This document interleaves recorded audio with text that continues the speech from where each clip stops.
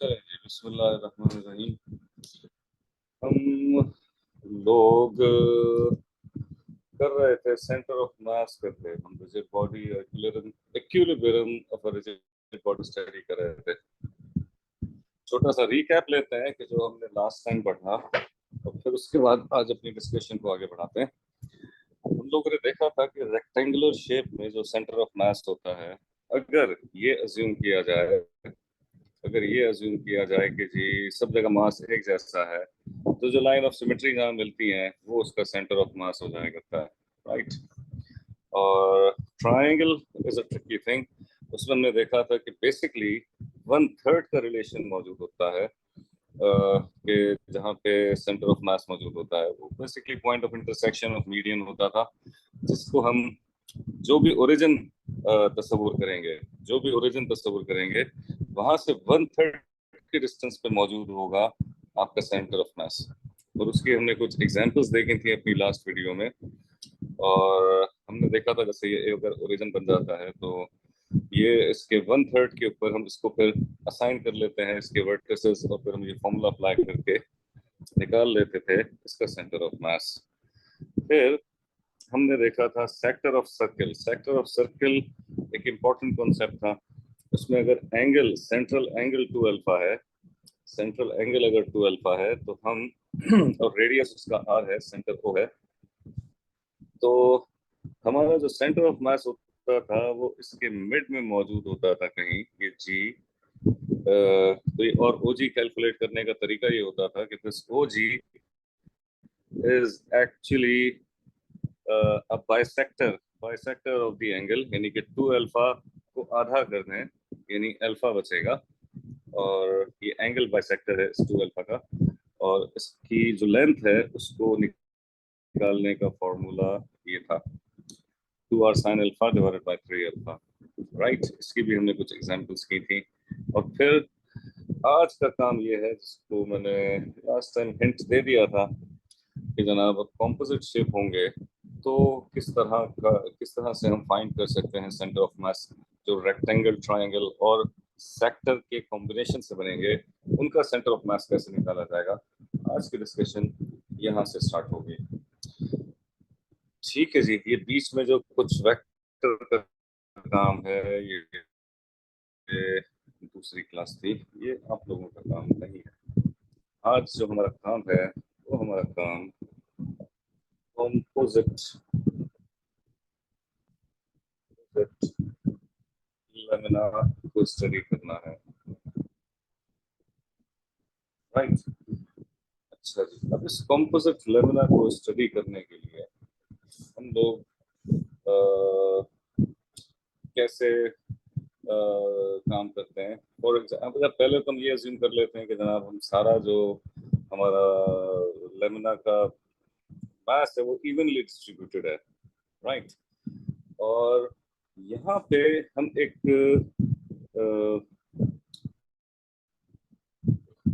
Variable इस्तेमाल करेंगे रो। रो आप लोगों ने देखा है कुछ टेढ़ा सा पी होता है, and that actually represents here mass per unit area,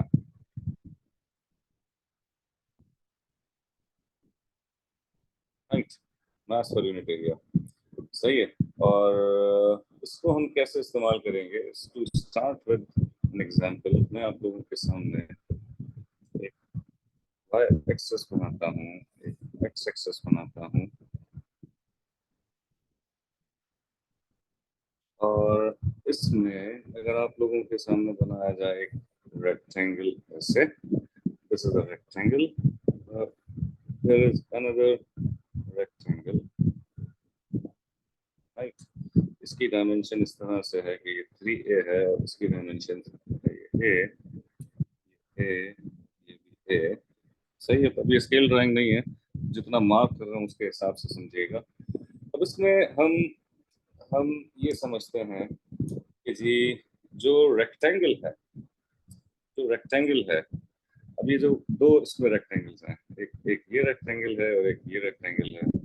जो पहला रेक्टेंगल है इसका अगर हम एरिया कैलकुलेट करें, सही है, एरिया कैलकुलेट करें इसमें ये किस तरह से होगा ये यहाँ पे भी ए है, तो लेंथ इनटू विड्थ, सही। रेक्टेंगल वन की अगर मैं बात करता हूँ,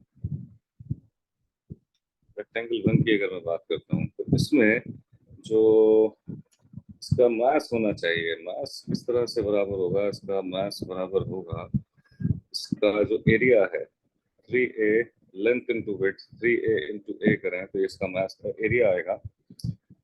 इसको अगर मल्टीप्लाई कर दें रो से, राइट, थोड़ा सा ये टिल्टेड होता है,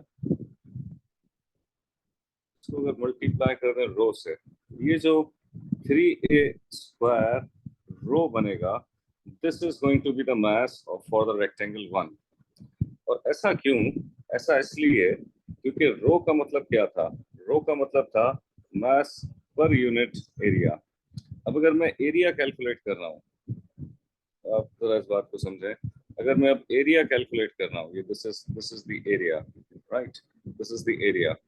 when area multiply by mass per unit area, तो होगा क्या? This area and area cancels out, तो जो चीज बचेगी वो असल में मास होगा रेक्टेंगल वन का। Got it? इसी तरह से अगर रेक्टेंगल टू की बात करता हूँ, रेक्टेंगल टू की बात करता हूँ, इसका जो मास होना चाहिए वो मास क्या होना चाहिए? Length into width. ये ए है, ये भी ए है, तो इसका मतलब है a multiply by two a multiply by rho, यानी कि this is going to be two a square rho. ये भी चीज बन गई, टू ए स्क्वायर रो, ये मास हो गया रेक्टेंगल टू का। और इसमें अब अगर मैं देखूं कि इसका जो टोटल मास होना चाहिए, तो टोटल मास होना चाहिए ऑफ दिस कॉम्पोजिट शेप, जो दो रेक्टेंगल से मिलकर बना है, 3 + 2 = 5 ए स्क्वायर रो, ये इसका टोटल मास हो गया। ये हमारी बेसिक इनिशियल वर्किंग है। अब हम सेंटर ऑफ मास को लोकेट अगर हमें करना है, सेंटर ऑफ मास को हम लोकेट करेंगे, तो हम दो एक्सिस के हिसाब से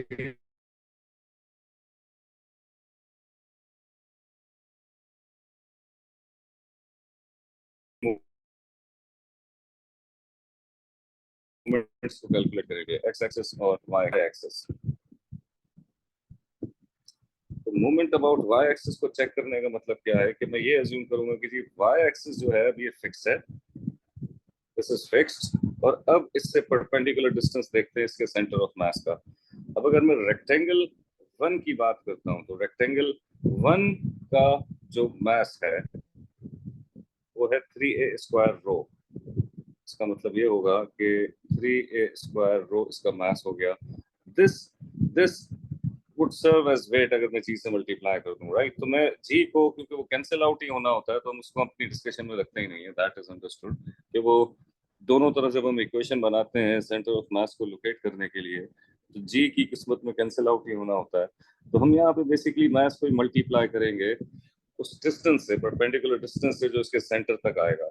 अब रेक्टेंगल में अगर मैं वाई एक्सिस से देखूं, सो ऑफ कोर्स इसका जो सेंटर आएगा, इसका जो सेंटर आएगा वो इसके बिल्कुल मिड में आएगा, क्योंकि हम जानते हैं कि रेक्टेंगल के लिए जो लाइन ऑफ सिमेट्रीज का इंटरसेक्शन होता है वो सेंटर होता है।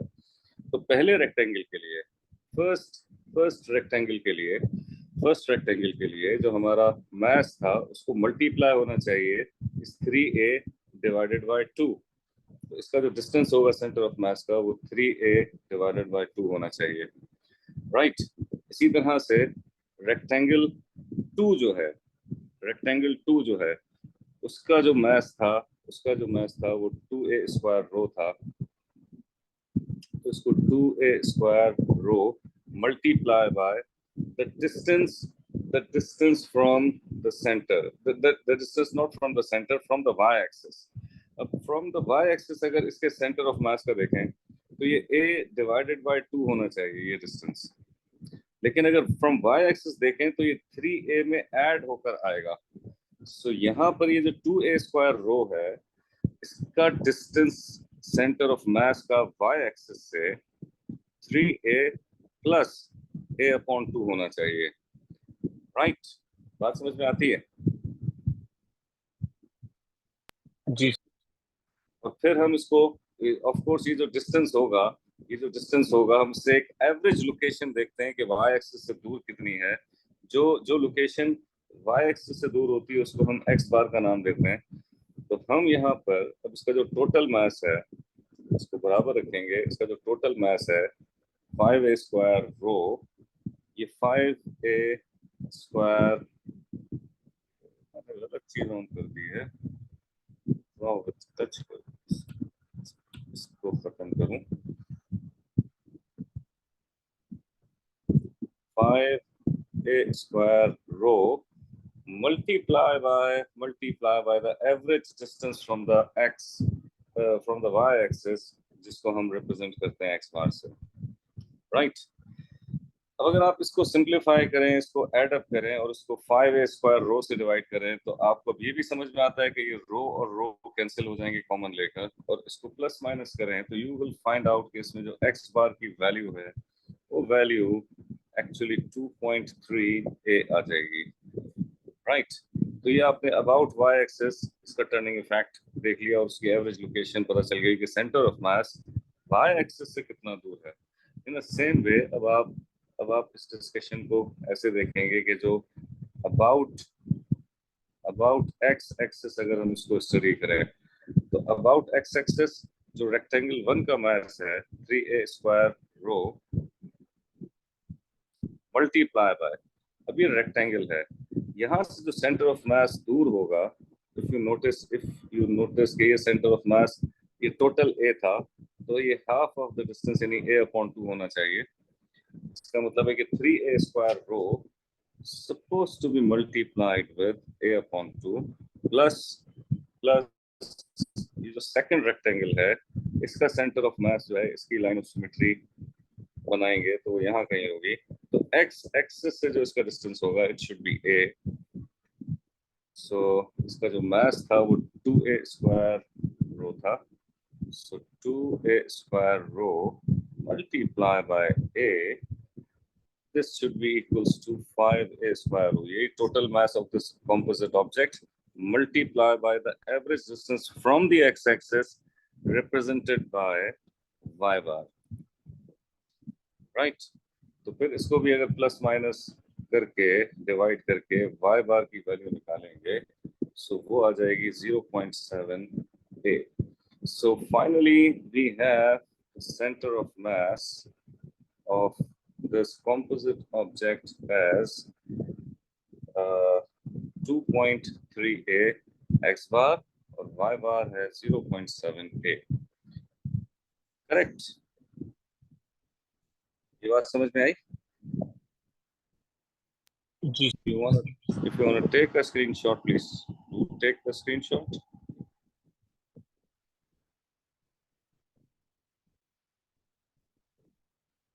Done?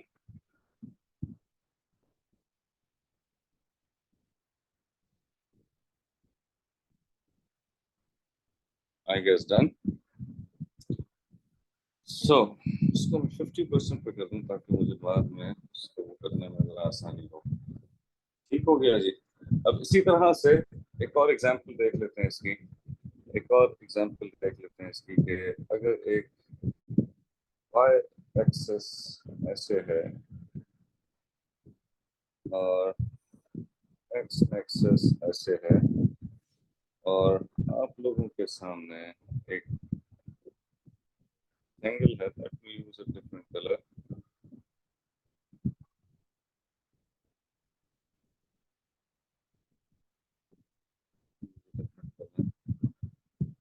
एक रेक्टेंगल है 2a और a, और एक ट्रायंगल है, राइट एंगल ट्रायंगल है,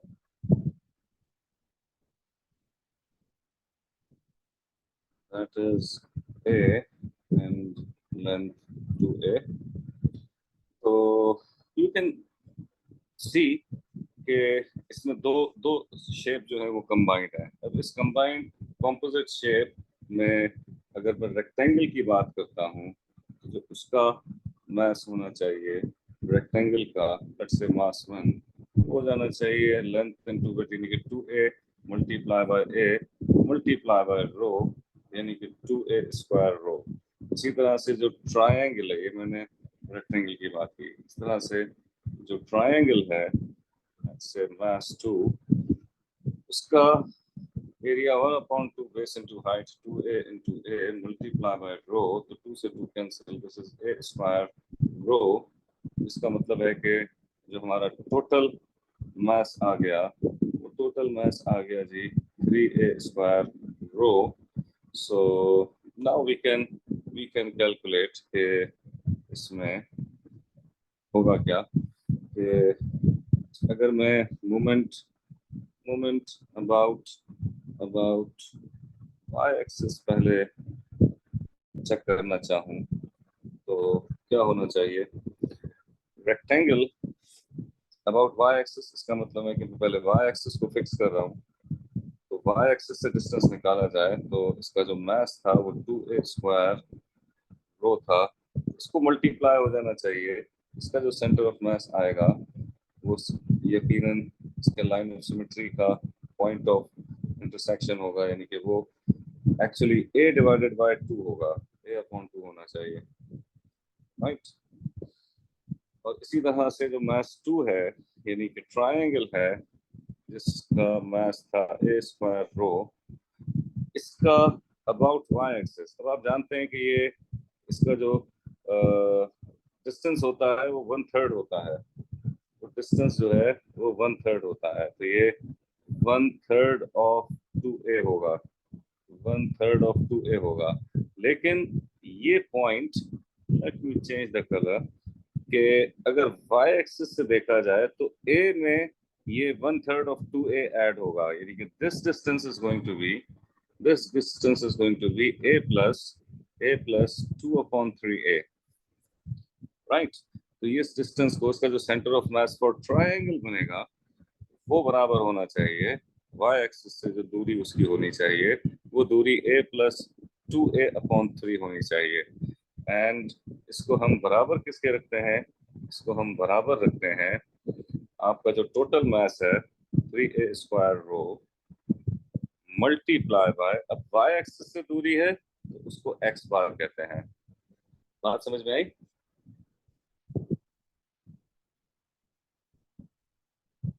Yes, sir. Okay, then x bar is equals to इसको प्लस माइनस डिवाइड करके सिंपलीफाई करेंगे तो वो 8a/9 आ जाएगा।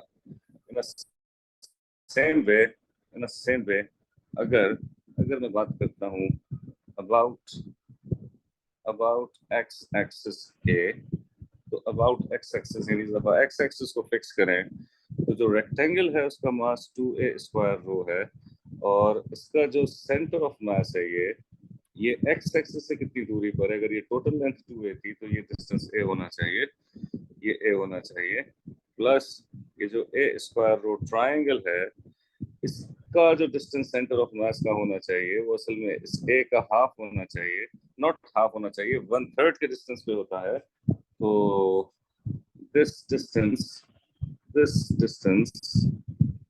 Should be a divided by 3, क्योंकि ये टोटल साइड यहाँ से लेके यहाँ तक a थी, ये 1/3 के डिस्टेंस पे होता है, तो इसका मतलब है this a square p are supposed to be multiplied with a/3 and this is 3a square p। अब क्योंकि डिस्टेंस x एक्सिस से है तो उसको नाम देंगे y बार का, और इसको प्लस माइनस मल्टीप्लाई डिवाइड कर लेंगे तो फाइनली y बार का जो answer in terms of a आना चाहिए वो 7a/9 आना चाहिए। कुल मिलाकर बात यह है कि जो हमारे पास सेंटर ऑफ मास इसका बनेगा उसकी जो लोकेशन बननी चाहिए, उसकी लोकेशन बननी चाहिए 8a/9 comma 7a/9। Is it okay? बात समझ आती है?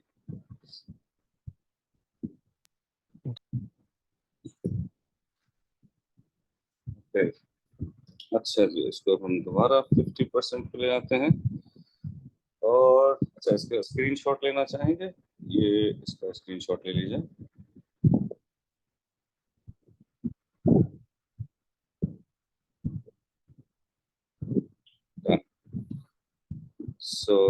इसको हम दोबारा 50% पे ले आते हैं।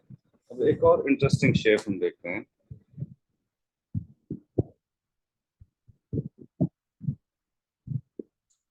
अगर ये एक्स एक्सिस है,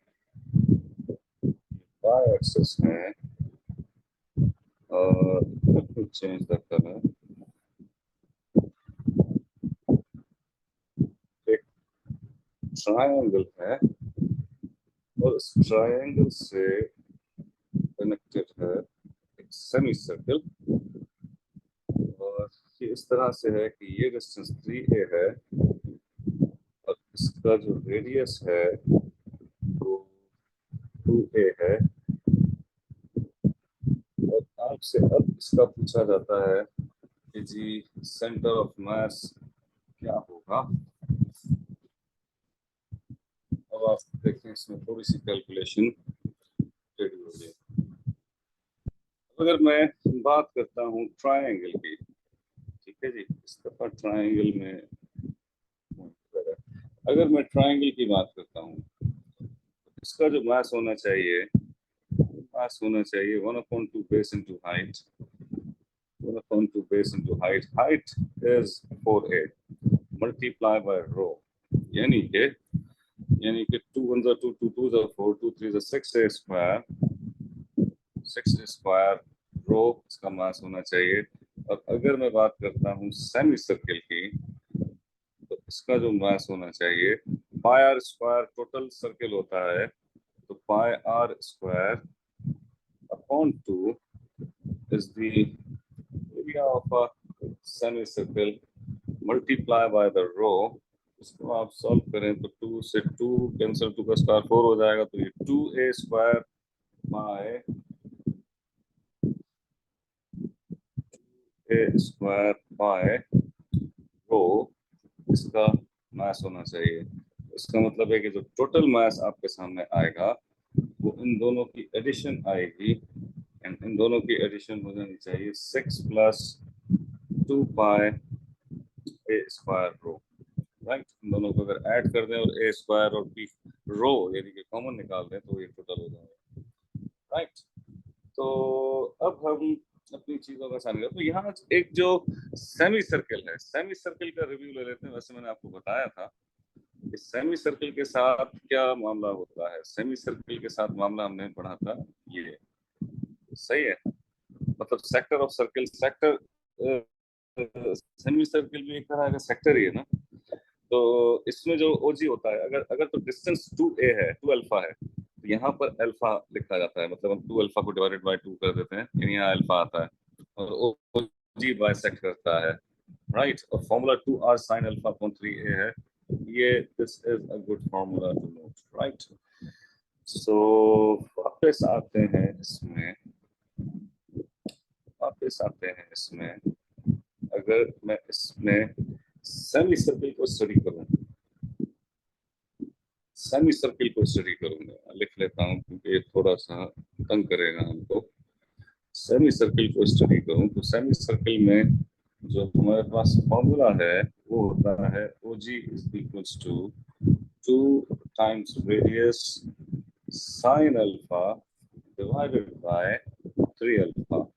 एंड यू ऑल नो कि इस वक्त सेमी सर्कल है तो इसका जो एंगल एट द सेंटर है वो पाई है, यानी कि ये जो 2 अल्फा है इसको मुझे बराबर रख देना चाहिए पाई के। इसका मतलब है अल्फा की जगह जो एंगल रखना चाहिए वो पाई/2 रखना चाहिए, राइट।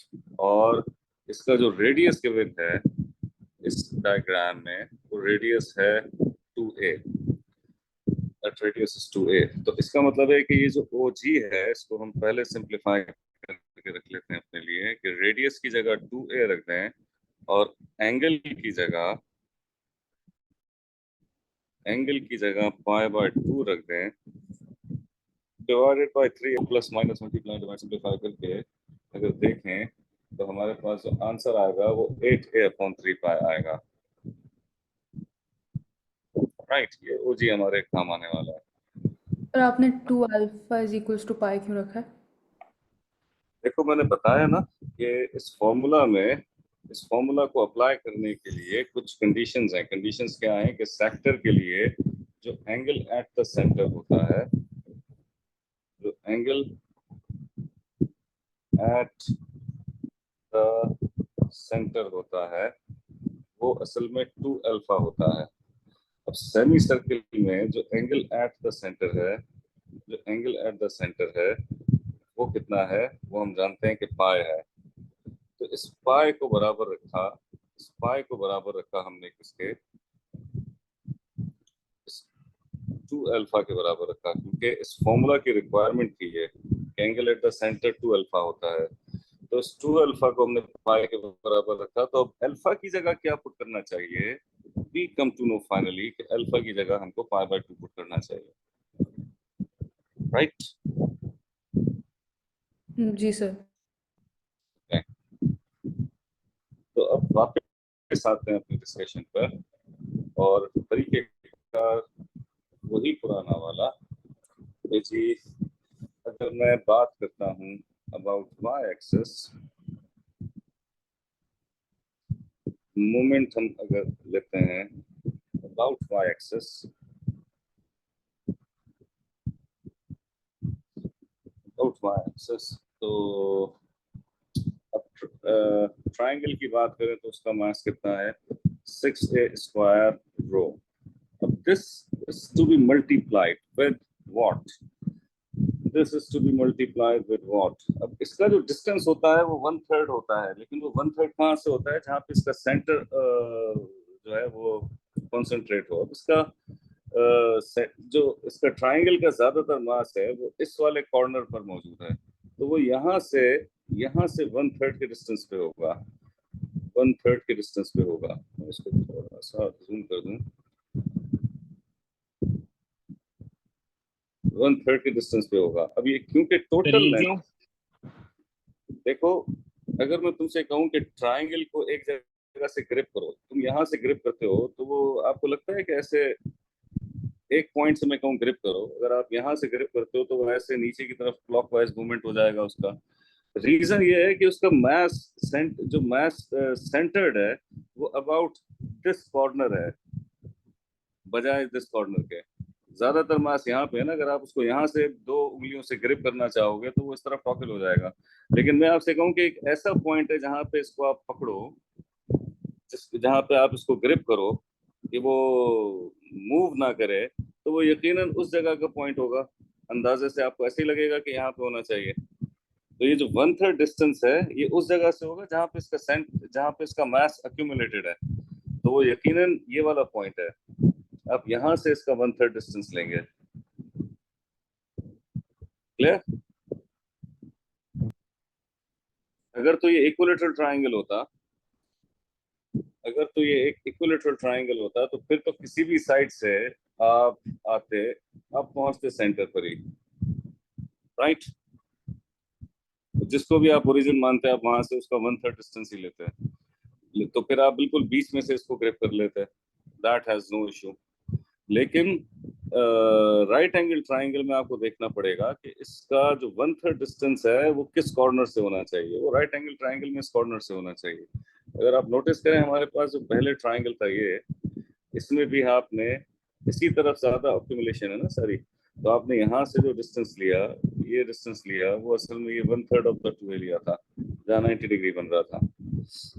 क्लियर? जी सर। अब 90 डिग्री बन रहा है इसमें जरा ऑपोजिट साइड पर। This is a quite tricky thing. अब आप जब वो वाई एक्सिस से इसका डिस्टेंस लेंगे तो वो 1/3 नहीं, वो असल में अब ये डिस्टेंस है, वो ये डिस्टेंस है जो एक्चुअली 2/3 होना चाहिए ऑफ 3a। क्लियर?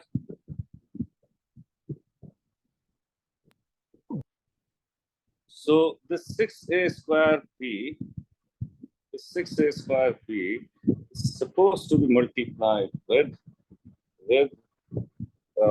ये टोटल डिस्टेंस इसमें कितना गिवन था इसका, ये 2/3 ऑफ 3a हो जाना चाहिए 2a, ऐसा।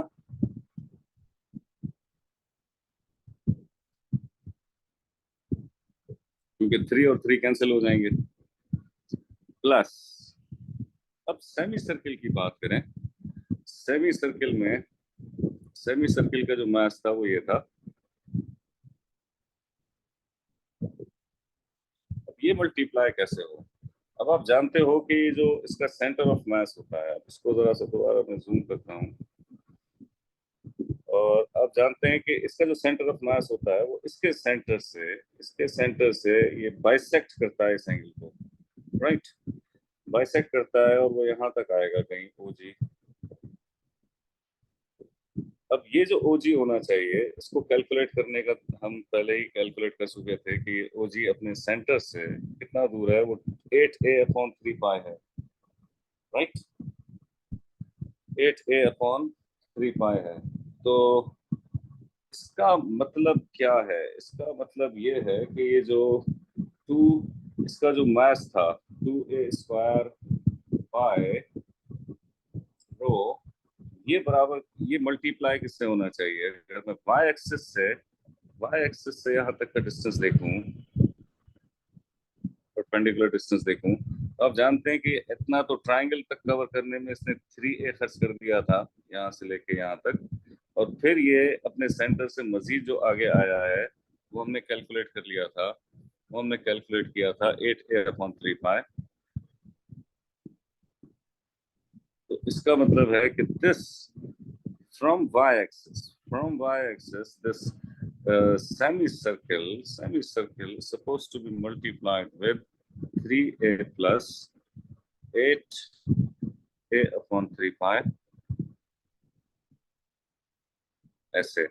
और this all should equals to, total mass कितना था? टोटल मास ये था,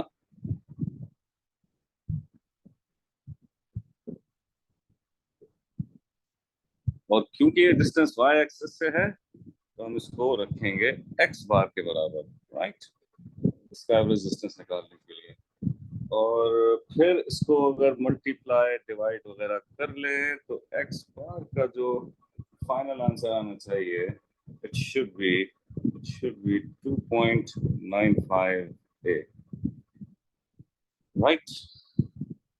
और इसी तरह से